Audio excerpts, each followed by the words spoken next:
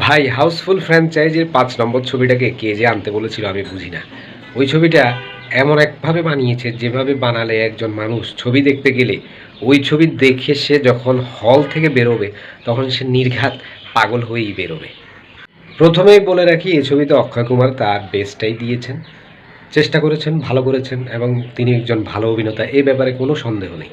তার দিক থেকে সব কিছুই ঠিক ছিল, কিন্তু ছবির যে অন্যান্য কলাকুশলীরা, অন্যান্য অভিনেতা অভিনেত্রীরা, তাদের ব্যাপারে অনেক কিছু বলার আছে। মানে কেন যে এদেরকে কাস্ট করা হয় আমি বুঝি না। কাস্ট করার কোনো যদি মানেই না থাকে, একজন আর্টিস্টকে আমি কাস্ট করব, কি দেখে কাস্ট করব, কেন কাস্ট করব, সেটার কোনো উদ্দেশ্যই নেই। শুধু শুধু একগাদা আর্টিস্টকে কাস্ট করে মানে ছবিটাকে একেবারে জগা খিচুড়ি বানিয়ে ফেলেছে। বলিউডের ইতিহাসে এই প্রথম একটি ছবি যে ছবির দুটো version, Housefull 5A, Housefull 5B। কেন ভাই, কি দরকার ছিল দুটো ভার্সন করার? তোমার একটা ভার্সন দেখেই তো মাথা ঠিক রাখা যাচ্ছে না, দুটো ভার্সন দেখলে তো তাকে আর খুঁজেও পাওয়া যাবে না। আর সাজিদ ভাই, এই গল্পটা আপনি লিখলেন এত বছর ধরে বসে বসে, তো এই গল্প লিখতে আপনার এত বছর লাগলো, কিন্তু এই গল্পটা আপনি একবার বসে হলে কি দেখেছেন কিনা আমার তো বোধগম্য হয় না। কারণ এটার একটা ভার্সনই দেখেই তো একজন সাধারণ দর্শক হিসেবে আমার মাথা অলরেডি চক্কর খাচ্ছে। রিতেশ দেশমুখ একজন ভালো অভিনেতা আমরা জানি, কিন্তু ওই রিতেশ দেশমুখকে দিয়েও খুব একটা মানে হাসি পাচ্ছে না ভাই। তারপর এই যে এই সঞ্জয় দত্ত, তারপরে জ্যাকি শ্রফ, এরা এই ছবিগুলোতে কেন যে মানে এই একটা এই মানে সিনের জন্য তারা কেন যে আসে? তারপর নানা পাটেকার, কি যে বলবো, আর সে নাকি লন্ডন পুলিশের একজন কর্মকর্তা, কিন্তু তার যে পোশাক আশাক দেখলাম মানে উদ্ভট।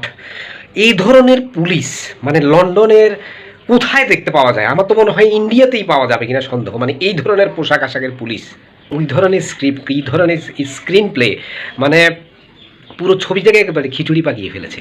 অভিষেক বচ্চনের কথা বলতে হয়, এত বছর পরে আপনাকে একটা ছবিতে আপনি নিজেকে মানে সঁপে দিলেন। সঁপে তো দিলেন মানে সঁপেই দিলেন। মানে ছবির দুটো ভার্সনে আপনি কিলার। হয়তো আপনি ভেবেছেন যে আপনি যেহেতু কিলার আপনিই ছবির প্রধান চরিত্র, কিন্তু আসলে আদতে তার ছিল না।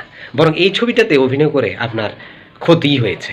আর ছবির যে ফিমেল আর্টিস্ট যারা মানে এদেরকে মানে নায়িকাগুলোদেরকে কেন কাস্ট করা হয়েছে, তাদের কাস্ট করার কারণই বা কি, আমি আসলে আমার মাথায় আসে না।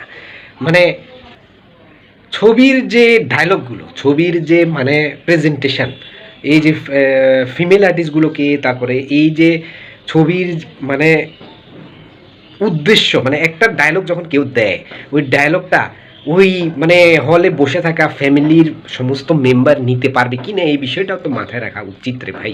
এইরকম একটা হাউসফুল ফ্র্যাঞ্চাইজির ছবি ফ্যামিলি অডিয়েন্সেরা বসে একসাথে কিন্তু অনেকগুলো অনেকগুলো মানে এর আগের যে হাউসফুল 1 2 3 4 5 ওগুলো কিন্তু দেখেছে। ঠিক আছে, ওটা ওখানে শব্দ বা ডায়লগ ডেলিভারির মধ্যে মানে কিছু কিছু অশ্লীলতা থাকতে পারে, কিন্তু সেটা একটা লিমিট পর্যন্ত। কিন্তু ভাই, এটাকে তো পুরো লিমিটের বাইরে নিয়ে গেছেন আপনি, মানে এটাকে পুরো একটা মানে ব্লু পর্যায়ে নিয়ে গেছেন। মানে কি বলবো, মানে এই ছবিটা আসলে মানে একজন অডিয়েন্স যখন সে আশা নিয়ে যাবে ছবিটা দেখতে, তখন বের হওয়ার পর যে তার কি অবস্থা হবে।